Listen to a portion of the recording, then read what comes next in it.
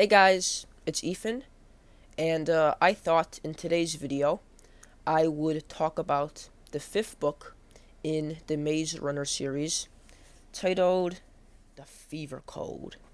I just want to warn you that there is going to be some spoilers, so if you haven't read this book, get out right now. I'll give you 3 seconds. Alright, so now that they left, we can finally talk about the book. So, on a scale of 1 to 10, what would I give this? I would give it a 2.5. Like, I'm serious. The book was okay. I had higher expectations going into it than when I finished. It basically follows the main protagonist, Thomas, right? When he was very young, his mom and dad died from the flare, which was a horrible disease. You think COVID was bad? Pfft, this is a million times worse. If you have the flare, you have a lot of bad symptoms. You lose your sanity, you go crazy, and you turn into a zombie. And you have to remember that Thomas had to witness this at a very young age. At an age where your brain hasn't fully developed and where you still can't process the ideology of right and wrong. Thomas had a very bad childhood.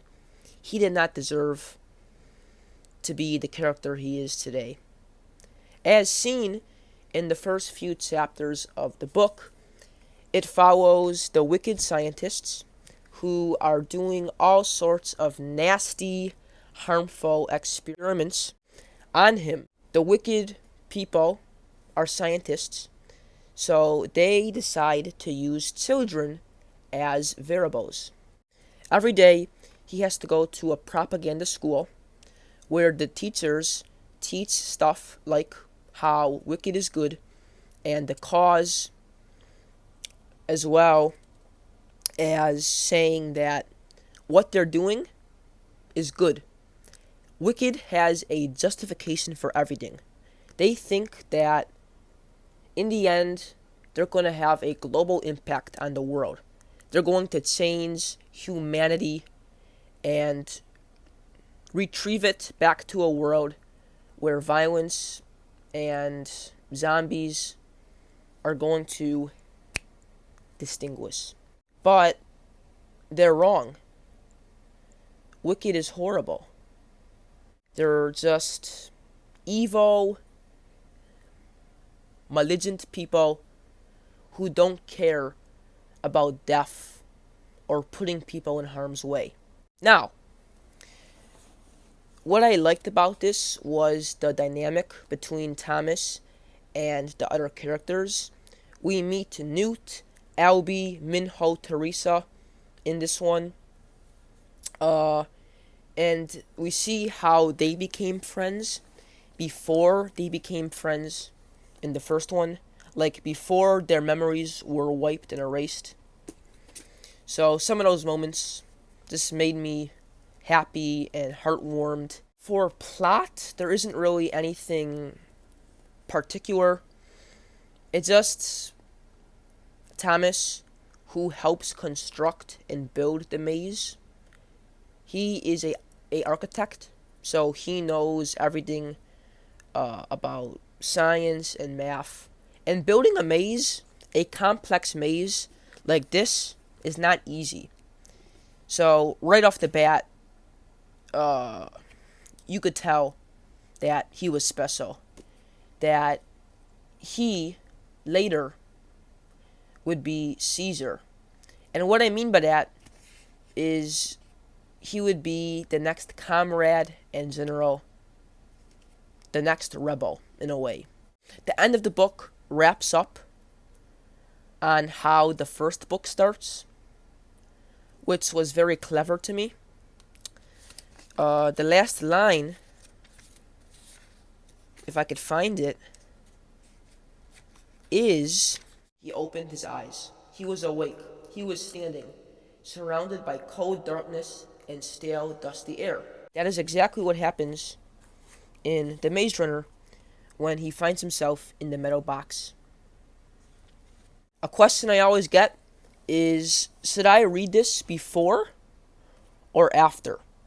I would say just read this as book 5. Don't indulge in this before the first book, because by then you're going to know all of the secrets.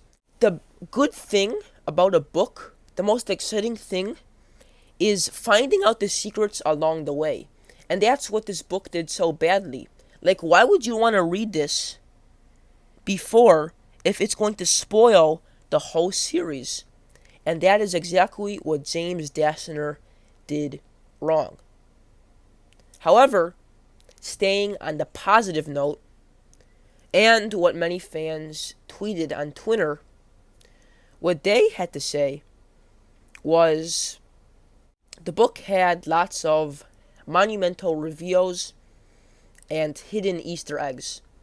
Stuff that would later appear in The Maze Runner, The Scorched Trials, and The Death Cure. With that counter argument, I have to agree. I just have to agree.